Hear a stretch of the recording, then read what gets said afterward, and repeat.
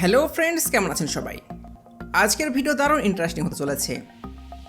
আমরা বাঙালি, আর আমরা কিছু না হলেও একটু একটু চাষাবাদ করে থাকি।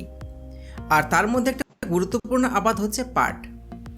আমরা প্রতি বছর পাটের আবাদ করে পাটগুলোকে বিক্রি করে থাকি, কিন্তু আমরা জানি না যে পাটগুলোকে ফ্যাক্টরিতে নিয়ে কি করা হয়। কিন্তু আর কোনো চিন্তা নেই, আজ আপনাদেরকে পাট দিয়ে ফ্যাক্টরিতে কোন প্রসেসে সব কিছু তৈরি করা হয় সেটা সম্পূর্ণ সহজ সরল ভাষায় জানাবো। আমি গ্যারান্টি দিচ্ছি, এই ভিডিও দেখার পর আপনাদের সমস্ত কোশ্চেনের অ্যান্সার আপনারা পেয়ে যাবেন। আর শুধু এখানে শেষ নয়, এর সাথে দেখাবো পুরনো প্লাস্টিকের বোতলগুলোকে কিভাবে আবার রিসাইকেল করে নতুন বোতল তৈরি করা হয়।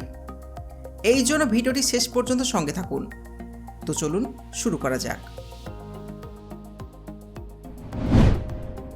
পাট হারভেস্টিং অ্যান্ড ফ্যাক্টরি প্রসেস। বন্ধুরা, আমরা তো এটা সবাই জানি, পাট কাটার পর আটি বেঁধে পুকুরে বা কোনো জলাশয়ের স্থানে 21 দিনের জন্য জাগ দিতে হয়। কিন্তু আপনারা কি জানেন, এখন এর জন্য নতুন সিস্টেম উঠেছে। এখন আর পাটকে কষ্ট করে মুনিশ দিয়ে ছেলার প্রয়োজন পড়ে না।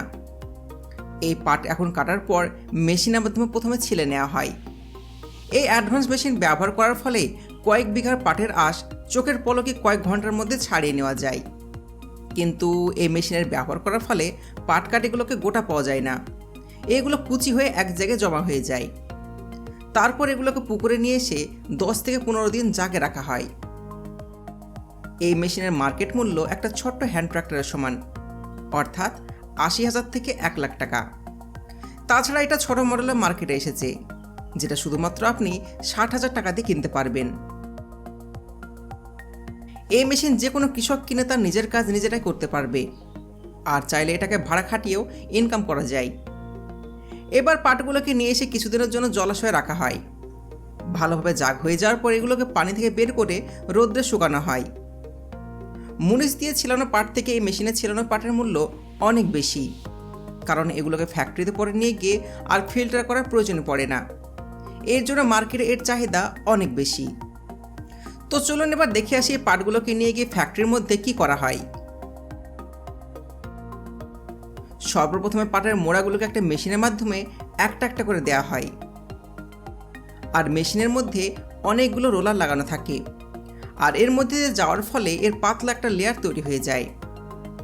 আসলে ফ্যাক্টরিতে এই কাজ করার কারণ হচ্ছে এই পাটগুলো দিয়ে সুতো তৈরি করা হবে, আর পাটের সুতা দিয়ে নানান ধরনের জিনিস তৈরি করা হয়।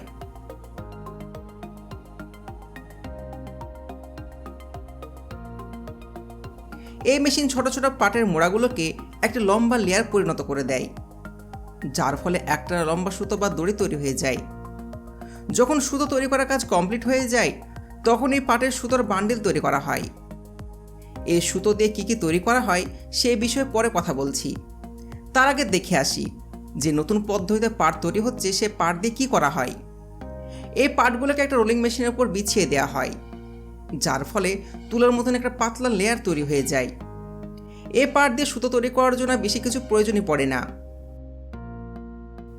কিন্তু এই পাট একটা মেশিনে রোল করার পর এই কাজ করা যায়।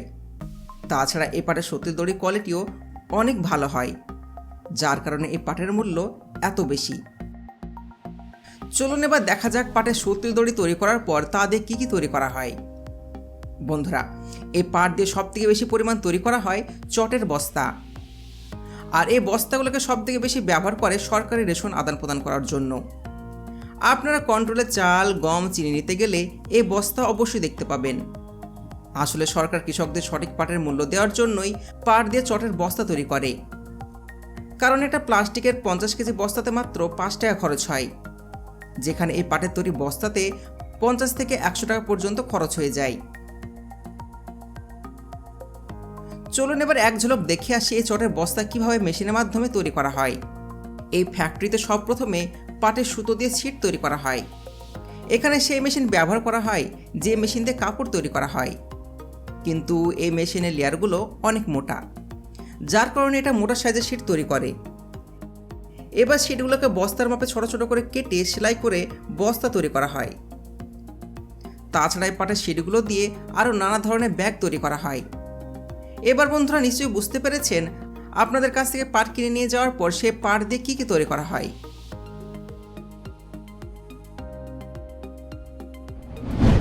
কোকা-কোলা বোতল ম্যানুফ্যাকচারিং প্রসেস। বন্ধুরা, চলুন এবার দেখা যাক কিভাবে পুরাতন স্প্রাইট কোকা-কোলার বোতলগুলোকে নিয়ে সে রিসাইকেল করে আবার নতুন প্লাস্টিকের বোতল বানানো হয়। সর্বপ্রথমে পুরাতন পড়ে থাকা প্লাস্টিক বোতলগুলোকে লোকাল ভাঙড়ি গোডাউন থেকে ফ্যাক্টরিতে পাঠানো হয়। এখানে সর্বপ্রথমে মেশিনের মাধ্যমে এগুলোকে ছোট ছোট টুকরো করে নেওয়া হয়। তারপর এক ধরনের কেমিক্যাল দিয়ে এগুলোকে ভালো করে পরিষ্কার করা হয়।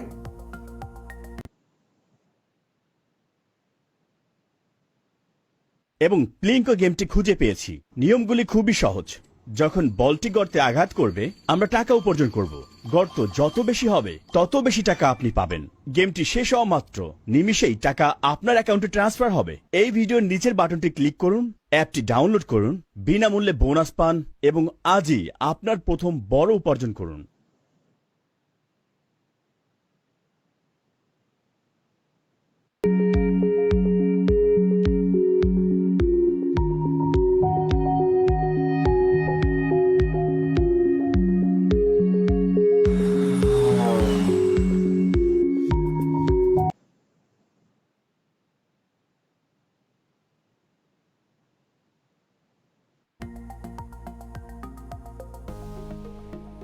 এরপর এগুলোকে বস্তায় লোড করে পাঠিয়ে দেওয়া হয় প্লাস্টিক ফ্যাক্টরিতে।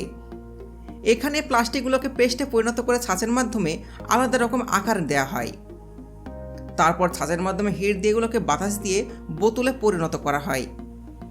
এরপর অটোমেটিক মেশিনের মাধ্যমে প্রত্যেকটা বোতলের সাইডগুলোকে লোড করা হয় আর উপর থেকে সিপি লাগিয়ে সিল করা হয়। এরপর বোতলে গায়ে কোম্পানি স্টিকার লাগিয়ে পাঠিয়ে দেওয়া হয় প্যাকেজিং সেকশনে। এখানে প্লাস্টিকের প্যাকেটে বোতলগুলোকে প্যাকিং করে মার্কেটে পাঠিয়ে দেওয়া হয়।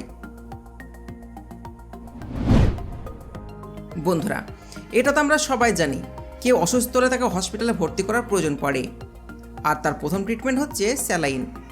কিন্তু আপনারা কি কখনো ভেবে দেখেছেন গ্রামীণ হাসপাতালে যে হাজার হাজার স্যালাইনের বোতলগুলো খালি হয়ে যায় সেগুলোকে কি করা হয়?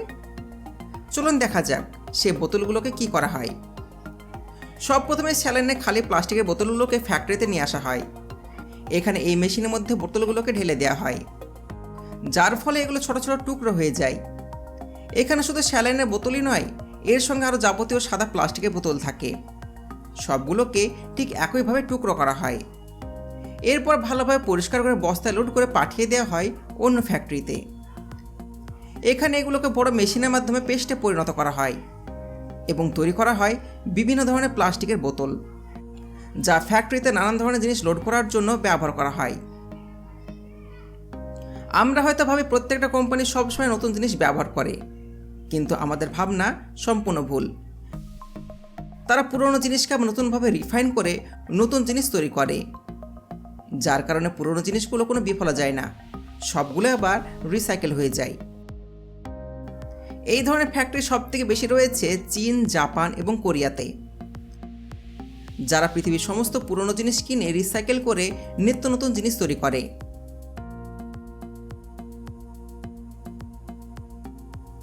আর বন্ধুরা, সব লাস্টে জরুরি কথা, আমরা যেন এর থেকে আরও সুন্দর সুন্দর ভিডিও বানাতে পারি, এই জন্য ভিডিওতে লাইক দিয়ে বন্ধুদের সঙ্গে শেয়ার করবেন।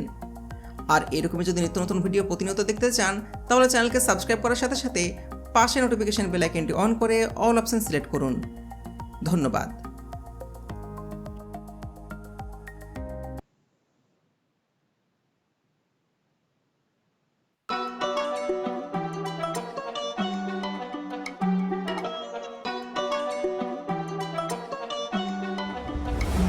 एक तय सूट तो न पाया काला काला, आख्या मैं जो लाया काला काला मस्कारा, और राडा गुच्ची देखती न जाती कदे ज़ारा रे गट्टा याले बादल बरगी तू, छोरे नीरे पागल करगी तू, रे छोरे नीरे पागल करगी तू, पागल करगी तू, रे छोरे नीरे पागल करगी तू।